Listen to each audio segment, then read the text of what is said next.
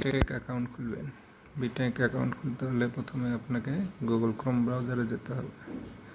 Google Chrome ব্রাউজারে যাওয়ার পরে আপনারা লিখবেন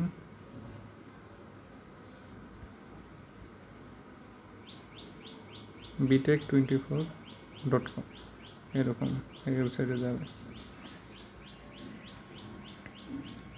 তারপরে এরকম একটা ইন্টারফেস আসবে, এখানে আপনি হোমে ক্লিক করবেন।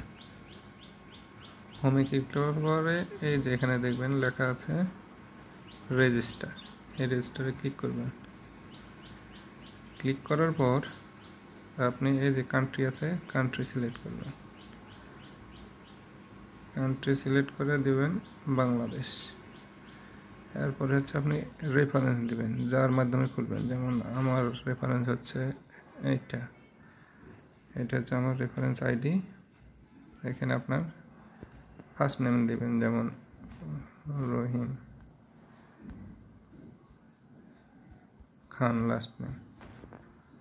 তারপর এখানে আপনার মোবাইল নাম্বার দিবেন, মনে করেন 01652, আপনার মোবাইল নাম্বার দিলেন।